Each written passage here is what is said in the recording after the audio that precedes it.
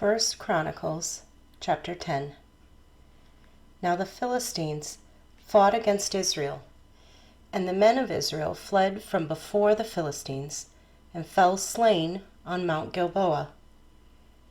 Then the Philistines followed hard after Saul and his sons.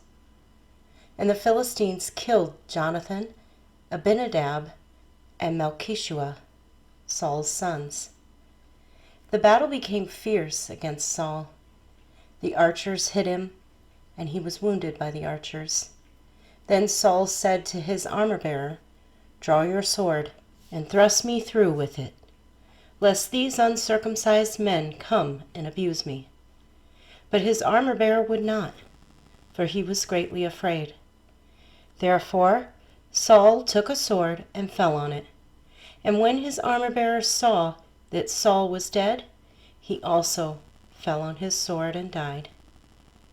So Saul and his 3 sons died, and all his house died together. And when all the men of Israel who were in the valley saw that they had fled, and that Saul and his sons were dead, they forsook their cities and fled. Then the Philistines came and dwelt in them. So it happened the next day, when the Philistines came to strip the slain, that they found Saul and his sons fallen on Mount Gilboa.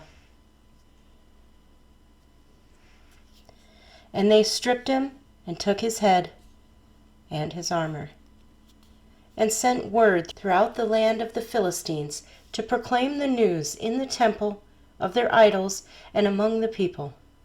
Then they put his armor in the temple of their gods, and fastened his head in the temple of Dagon. And when all Jabesh Gilead heard all that the Philistines had done to Saul, all the valiant men arose and took the body of Saul and the bodies of his sons, and they brought them to Jabesh, and buried their bones under the tamarisk tree at Jabesh, and fasted 7 days. So Saul died for his unfaithfulness, which he had committed against the Lord, because he did not keep the word of the Lord, and also because he consulted a medium for guidance. But he did not inquire of the Lord. Therefore he killed him, and turned the kingdom over to David, the son of Jesse. First Chronicles chapter 11. Then all Israel came together to David at Hebron, saying, "Indeed, we are your bone and your flesh. Also, in time past, even when Saul was king, you were the one who led Israel out and brought them in. And the Lord your God said to you, 'You shall shepherd my people Israel, and be ruler over my people Israel.' Therefore all the elders of Israel came to the king at Hebron, and David made a covenant with them at Hebron before the Lord. And they anointed David king over Israel, according to the word of the Lord by Samuel. And David and all Israel went to Jerusalem, which is Jebus, where the Jebusites were the inhabitants of the land. But the inhabitants of Jebus said to David, 'You shall not come in here.' Nevertheless, David took the stronghold of Zion, that is, the city of David. Now David said, 'Whoever attacks the Jebusites first shall be chief and captain.' And Joab, the son of Zeruiah, went up first, and became chief. Then David dwelt in the stronghold, therefore they called it the city of David. And he built the city around it, from the Millo to the surrounding area. Joab repaired the rest of the city. So David went on and became great, and the Lord of hosts was with him. Now these were the heads of the mighty men whom David had, who strengthened themselves with him in his kingdom, with all Israel to make him king according to the word of the Lord concerning Israel. And this is the number of the mighty men whom David had: Jashobeam, the son of a Hachmonite, chief of the captains. He had lifted up his spear against 300 killed by him at one time. After him was Eleazar, the son of Dodo, the Ahohite, who was one of the 3 mighty men. He was with David at Pasdammim. Now there the Philistines were gathered for battle, and there was a piece of ground full of barley. So the people fled from the Philistines, but they stationed themselves in the middle of that field, defended it, and killed the Philistines. So the Lord brought about a great victory. Now 3 of the 30 chief men went down to the rock to David, into the cave of Adullam. And the army of the Philistines encamped in the valley of Rephaim. David was then in the stronghold, and the garrison of the Philistines was then in Bethlehem. And David said with longing, "Oh, that someone would give me a drink of water from the well of Bethlehem, which is by the gate." So the 3 broke through the camp of the Philistines, drew water from the well of Bethlehem that was by the gate, and took it and brought it to David. Nevertheless, David would not drink it, but poured it out to the Lord. And he said, "Far be it from me, O my God, that I should do this. Shall I drink the blood of these men who have put their lives in jeopardy? For at the risk of their lives they brought it." Therefore he would not drink it. These things were done by the 3 mighty men. Abishai, the brother of Joab, was chief of another 3. He had lifted up his spear against 300 men, killed them, and won a name among these 3. Of the 3, he was more honored than the other 2 men. Therefore he became their captain. However, he did not attain to the first 3. Benaiah was the son of Jehoiada, the son of a valiant man from Kabzeel, who had once done many deeds. He had killed 2 lion-like heroes of Moab. He also had gone down and killed a lion in the midst of a pit on a snowy day. And he killed an Egyptian, a man of great height, 5 cubits tall. In the Egyptian's hand there was a spear like a weaver's beam, and he went down to him with a staff, wrested the spear out of the Egyptian's hand, and killed him with his own spear. These things Benaiah, the son of Jehoiada, did, and won a name among 3 mighty men. Indeed, he was more honored than the 30, but he did not attain to the first 3. And David appointed him over his guard. Also, the mighty warriors were Ashael, the brother of Joab, Elhanan, the son of Dodo, of Bethlehem, Shamath, the Haroite, Helez, the Pelonite, Ira, the son of Ikesh, the Tekoite, Ebezer, the Anathothite, Sibbecai, the Hushathite, Elai, the Ahohite, Maharai, the Netophathite, Heliad, the son of Banah, the Netophathite, Ithai, the son of Ribai, of Gibeah. Of the sons of Benjamin, Benaiah, the Pirathonite, Hurai, of the brooks of Gash, Abiel, the Arbathite, Asmaveth, the Bahrumite, Eliabah, the Shalbanite, the sons of Hashem, the Gizonite,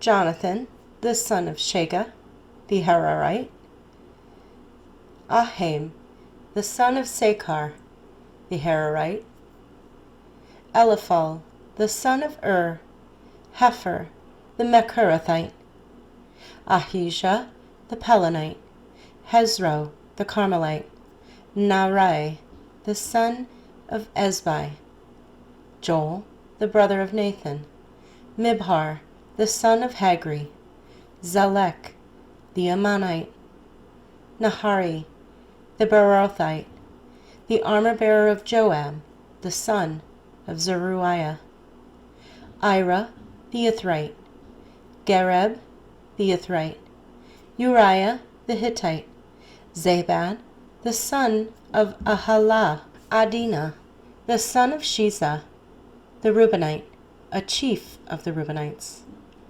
and 30 with him; Hanan, the son of Makkah; Joshaphat, the Mithnite; Uzziah, the Ashterathite; Shammah and Jael, the sons of Hotham, the Arorite; Jediel, the son of Shimri, and Joha, his brother; the Tizite; Eliel the Mahavite; Jeribai, and Joshavai, the sons of Elnam; Ithma, the Moabite; Eliel, Obed, and Jasiel, the Mesobite. 1 Chronicles chapter 12.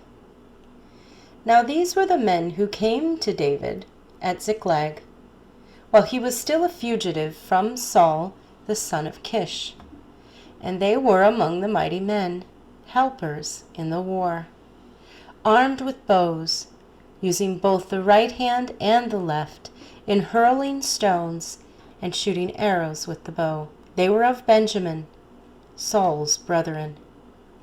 The chief was Ahiezer, then Joash, the sons of Shema, the Gibeathite; Jeziel and Pelet, the sons of Asmaveth; Barakah and Jehu, the Anathothite; Ishmael the Gibeonite, a mighty man among the 30, and over the 30, Jeremiah, Jahaziel, Johanan, and Jozabad, the Gederathite; Eluzai, Jeremoth, Beliai, Shemariah, and Shephatiah, the Haruphite; Elkanah, Jesaiah, Azarel, Joazar, and Jashobim, the Korahites; and Jolah and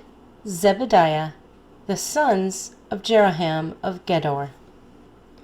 Some Gadites joined David at the stronghold in the wilderness, mighty men of valor, men trained for battle, who could handle shield and spear, whose faces were like the faces of lions, and were as swift as gazelles on the mountains: Ezer the first, Obadiah the second, Eliab the third, Mishmannah the fourth, Jeremiah the fifth, Attai the sixth, Eliel the seventh, Johanan the eighth, Elzabad the ninth, Jeremiah the 10th, and Machbanai the 11th.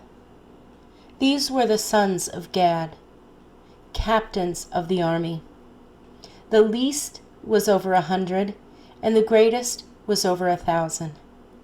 These are the ones who crossed the Jordan in the first month, when it had overflowed all its banks, and they put to fight all those in the valleys, to the east and to the west. Then some of the sons of Benjamin and Judah came to David at the stronghold, and David went out to meet them, and answered and said to them, "If you have come peaceably to help me, my heart will be united with you. But if you betray me to my enemies, since there is no wrong in my hands, may the God of our fathers look and bring judgment." Then the Spirit came upon Amasai, chief of the captains, and he said, "We are yours, O David. We are on your side, O son of Jesse. Peace, Peace to you, and peace to your helpers, for your God helps you." So David received them and made them captains of the troop. And some from Manasseh defected to David when he was going with the Philistines to battle against Saul, but they did not help them, for the lords of the Philistines sent him away by agreement, saying, "He may defect to his master Saul and endanger our heads." When he went to Ziklag, those of Manasseh who defected to him were Adnah, Jozabad, Jediael, Michael, Jozabad, Elihu, and Zilethai, captains of the thousands, who were from Manasseh. And they helped David against the bands of raiders, for they were all mighty men of valor, and they were captains in the army. For at that time they came to David day by day to help him, until it was a great army, like the army of God. Now these were the numbers of the divisions that were equipped for war, and came to David at Hebron to turn over the kingdom of Saul to him. According to the word of the Lord, of the sons of Judah, bearing shield and spear, 6,800 armed for war.